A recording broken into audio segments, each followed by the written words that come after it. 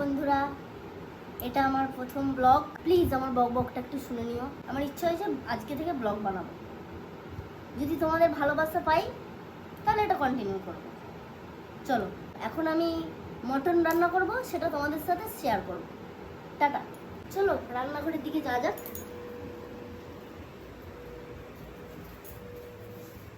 এটা আমার রান্নাঘর, মধ্যবিত্তের রান্নাঘর, একদম ছোট করা। এই যে বাটিতে আছে 100 গ্রাম মটন, এটারই এখন কিমা হবে। ভাত বসিয়ে দিলাম, আর এখানে আমার সব কাটাকাটি কমপ্লিট, দেখতেই পাচ্ছ। এটা হচ্ছে পেঁপে।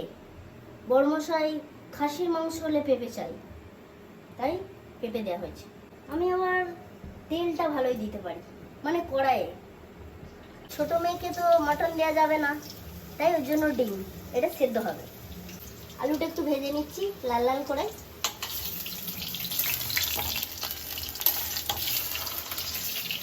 আমার এখন আলু ভাজা কমপ্লিট, লাল লাল ভাজা হয়ে গেছে আলু, তুলে নিচ্ছি।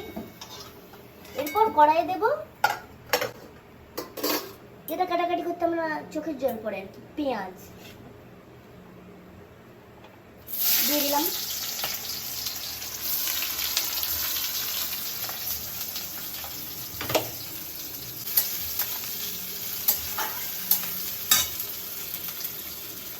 এটা তো সবাই জানো, আহা টমাটার বড়ে মজেদার, দিয়ে দিলাম।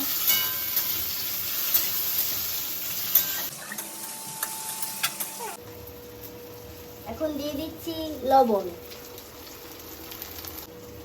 দিয়ে দিলাম হলুদ গুঁড়ো, জিরে গুঁড়ো, ধনে গুঁড়ো।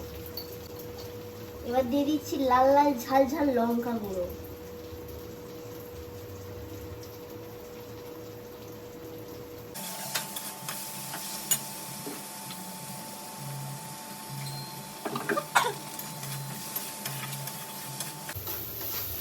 আমি ভাই মটন প্রেমী, কে কে আমার মতো মটন খেতে ভালোবাসো একটু কমেন্টে জানিয়ে তো।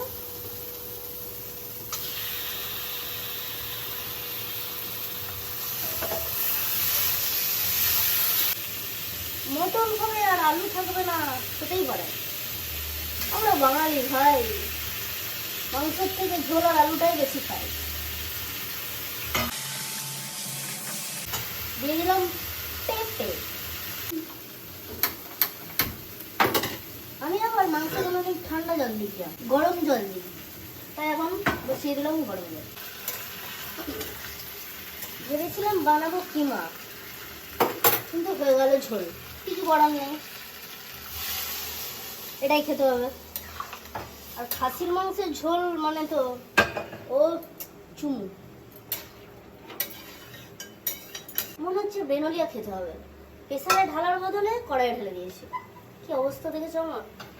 এখন আবার এপার থেকে ওপারে নিয়ে আসতে হচ্ছে।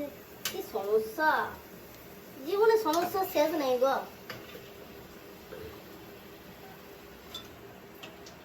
এই পারে আমি আর ওই পারে তুমি, মাঝখানে নদী ওই বয়ে চলে যায়।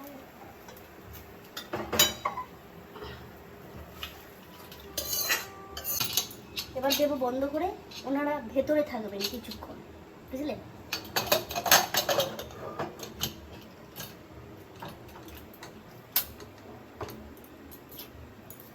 চলো,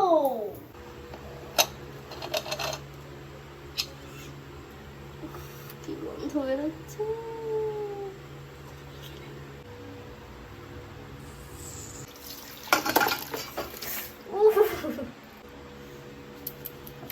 একটু পরে আর কি ঝোলটা বোঝা যায়।